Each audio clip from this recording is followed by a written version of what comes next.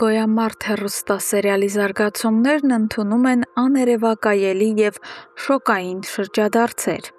Այսօրվա դրվագը ոչ միայն ֆիզիկական գոյատևման, այլև հոգեբանական ոչնչացման ու ճակատագրական ճշմարտությունների բացահայտման իսկական պայթյուն էր։ Մենք ականատես եղանք, թե ինչպես է վրեժը կուրացնում մարդկանց, ստիպելով նրանց հարվածել ամենախոցելիներին։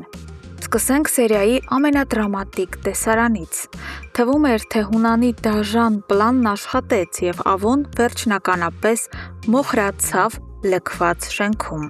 Սակայն Ավոյի ողջ մնալու և վրեժխնդիր լինելու բնազդն ավելի ուժեղ գտնվեց։ Նրան անհավանական ճիգերով հաջողվում է ազատել ինքն իրեն և դուրս պրծնել կրակի ճանկերից։ Այրված, ցավից տանջվող Ավոն սողալով մի կերպ հասնում է իր միակ փրկության վայրը՝ հոր տան ճանապարհին։ Դավիթ պապիկը դուրս գալով փողոց հայտնաբերում է որդուն գետնին ընկած։ Հայրական սերը խլացնում է բոլոր նախկին վիրավորանքները։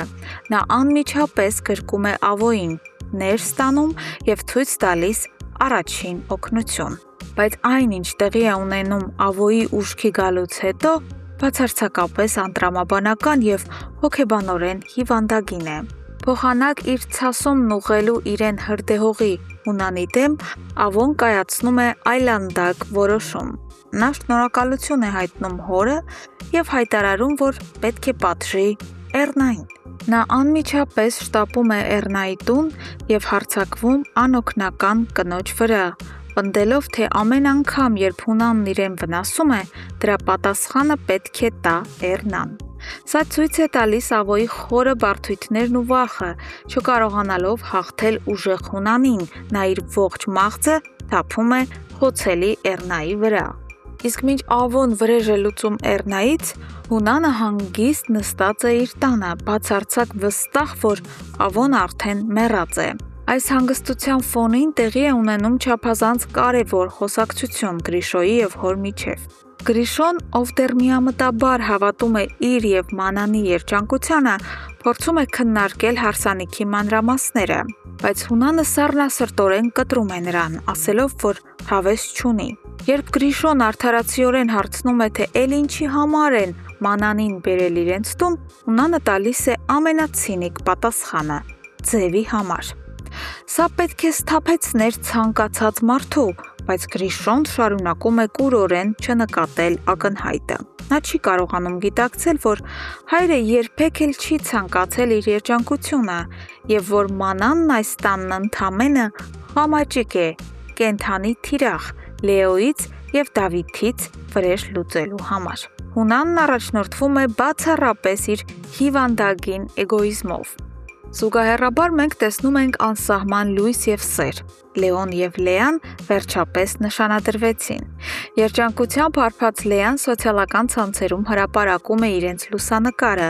ցուցադրելով մատանին։ Իննայի արձագանքն այս լուրին իսկական մայրական էր։ Իմանալով, որ դուստրը երջանիկ է, նա որոշում է մի կողմ դնել բոլոր վեճերն ու պարզապես աջակցել նրան։ Բայց հեքիաթը երկար չի տևում։ Երբ Լեան վերադառնում է մոր մոտ, հյուր է գալիս մարդասպան ու եսասեր Հունանը։ Տեսնելով դստեր մատի մատանին, նա կորցնում է վերջին ինքնատիրապետումը։ Հունանը վայրենաբար քաշքշում է Լեային ու դեմքին շպրտում, որ ուղղակի զզվում է նրանից։ Լեան շոկի մեջ է, նա անկեղծորեն չի հասկանում այս անհատակ ատելության ու թշնամանքի պատճառը։ Եվ հենց այս պահին Հունանի գլխում կայծակնային միտք է ծագում։ Նա սառը դատողությամբ գիտակցում է, եթե հենց հիմա Լեային չասի ամենասարսափելի ճշմարտությունը, աղջիկն անվերադարձ կգնա Լեոյի գիրկը, ինչը Հունանի համար կնշանակի բացարձակ պարտություն։ Հունանը կանգնած է անդունդի եզրին, նա ստիպված է բացել արյունոտ քարտերն ու դստերը խոստովանել, որ ինքն է սպանել Լեոյի հորը։ Սա այն պայթյունն է, որն արմատապես կփոխի սերիալի ողջ ընթացքն ու վերջնականապես կկործանի երիտասարդների երազանքները։ Մեզ սպասվում են չափազանց ծանր և էմոցիոնալ դրվագներ։ Իսկ դուք, հարգելի հետևորդներ, գրեք մեկնաբանություն, թե ինչպես կարձագանքի Լեան այս շոկային նորությանը։ Արդյոք ինքն իր ցանկությամբ կհրաժարվի Լեոյի հետ լինելու մտքից։ Գրեք մեկնաբանություն։